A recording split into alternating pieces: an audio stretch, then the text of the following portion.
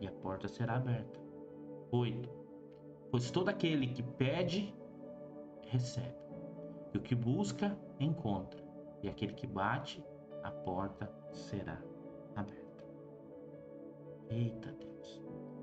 Segundo o Dr. Joseph Murphy, no livro O Poder da Subconsciência, você nasceu com apenas 2 medos: o medo de cair e o medo de ruídos. Esses medos são perfeitamente normais e servem como um alerta da natureza para a tua autopreservação. O medo normal é bom, porém todos os demais tipos de medos são anomalias e foram adquiridos em certas experiências, ou nos foram transferidos pelos pais, parentes, mestres ou outras tantas pessoas que nos influenciaram quando ainda éramos crianças.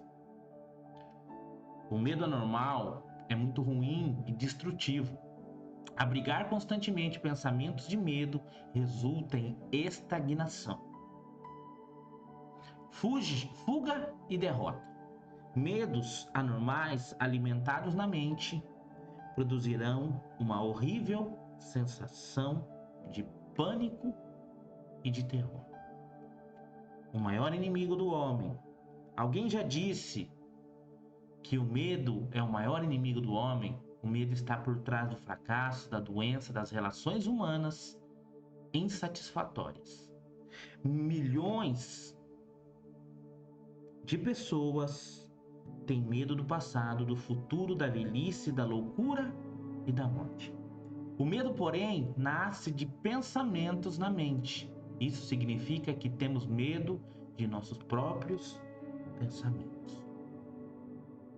Uma criança pequena pode ficar paralisada de medo quando um coleguinha lhe diz que um monstro está embaixo da cama. Quando chega a noite e seus pais acendem a luz e lhe mostram que não há monstro algum, ele então perde o medo.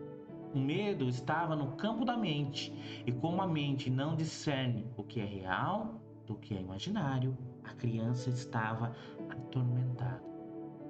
Quando a realidade foi exposta, a criança foi curada de um pensamento sem fundamento. Forte isso, né?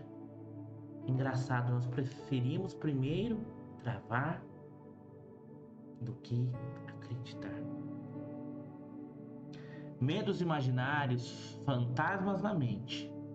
A maior parte das coisas que você teme não existe realmente, salvo como pensamentos em suas mentes. Pensamentos são criadores. Pense no bem e o bem te seguirá. Pense no mal e o mal te alcançará ou te governará. Examine seus medos, exponha-se à luz da razão e principalmente à luz da palavra de Deus e aprenda a rir de seus medos. Esse é o melhor remédio. Nada pode perturbar você, exceto os seus próprios pensamentos de medo. As palavras ou ameaças de outras pessoas não têm nenhum poder sobre você. E quando você focaliza o seu pensamento naquilo que é bom, o poder de Deus ocupa seus pensamentos e expulsa o medo da mente. Eita Deus, fala conosco, Pai. Marcos, capítulo 5, no verso 36, diz assim: não temas, crê somente. Não temas, crê somente. Eita Deus. Nas palavras ditas por Jesus ao chefe da sinagoga, a lição é: vença o medo crendo. E se o medo insistir em te atormentar, creia novamente. Jesus está dizendo, independente da situação, foque no Senhor. A maioria dos nossos medos não tem fundamento. Na realidade, eles nada mais são do que um conjunto de sombras sinistras nas nossas mentes. E sombras são desprovidas de realidade, são apenas sombras, nada mais do que isso. Jó nos ensina uma preciosa lição. Fé e medo têm algo em comum. Eles fazem você acreditar em algo que não pode ver, mas que certamente acontecerá. O que você pensa vai tomar forma e virá sobre você. Foi exatamente isso o que Jó disse. Eita Deus. Jó, capítulo 3, verso 25 e 26 diz assim: aquilo que temo me sobrevém. O que eu receio me acontece. Não tenho descanso, nem sossego, nem repouso. E já me vem grande perturbação. Eu quero que você abra comigo lá em Provérbios agora, queridos. Vamos nos aprofundar nisso. Provérbios capítulo 10, lá no versículo 24, que diz assim: o que o ímpio teme lhe acontecerá. O que o justo deseja lhe será concedido. O que os justos desejam lhe será concedido. Qual é o desejo do teu coração hoje, amado? Qual é o desejo que você tem no seu coração nesse 11º dia? O que você tem refletido, o que você tem meditado, o que você tem declarado, pensado, ouvido e declarado. Se você teme o divórcio, ele ocupa sua mente e certamente isso virá sobre você. Se você teme perder o emprego, não vai demorar muito para você estar desempregado. Se você teme a doença, em breve ela se manifestará. É exatamente isso o que disse Jó. O medo paralisa as bênçãos, o favor, a cura e etc. Já percebeu como algumas pessoas vivem todos os dias com medo de morrer? O medo é a antessala da derrota é derrota antecipada. Eita Deus. A lei da substituição. A plena libertação do medo está na capacidade de substituir pensamentos de medo por seus opostos. Sua resposta ao medo está em se opor ao que quer que você tenha. Concentrar-se no bem de maneira otimista ou positiva fará toda a diferença. Se você tem medo do fracasso, preste atenção ao sucesso. Se você tem medo de doença, pense em saúde perfeita, fazendo uma autoimagem mental e saudável. Se você tem medo de acidente, medite na orientação e proteção de Deus. Medite na proteção daquele que vive e reina. Isaías 41:10 diz assim: não temas, porque eu sou contigo. Não te assombres, porque eu sou o seu Deus. Eu te fortaleço, eu te ajudo e te sustento com a minha destra fiel. Eita Deus.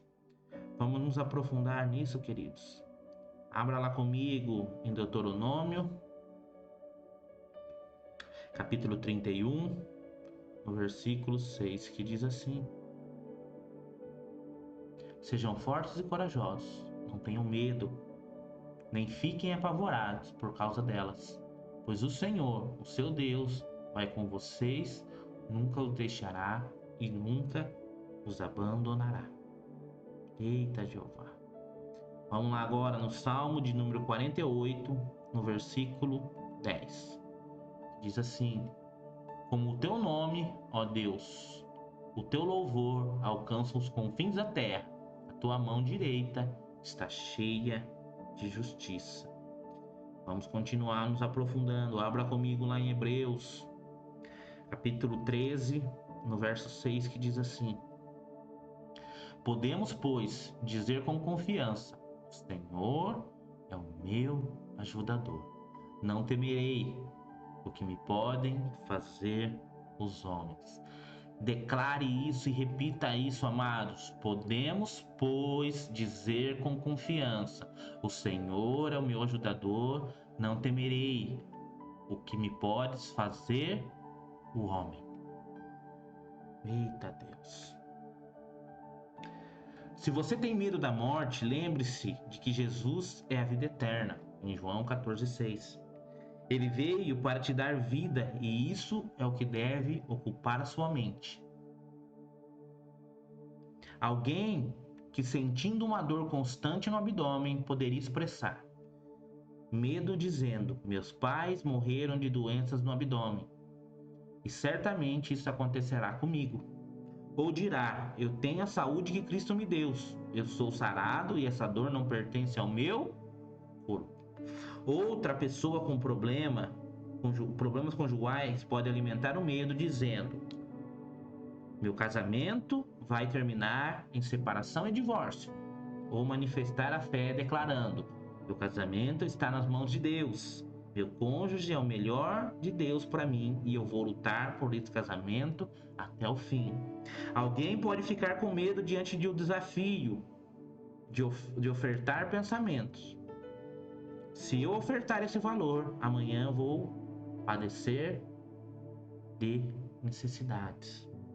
Ou alimentar a fé dizendo: Senhor, receba a minha oferta de amor e coragem, pois sei que coisas maiores o Senhor fará em minha vida e finanças. Enfrente o espírito do medo com o espírito da coragem no campo da mente. Shalom, irmã! Que achou da nossa celebração? Tava top o louvor, né? É, Verdadeiro show. tava mesmo, só faltou Jesus aqui.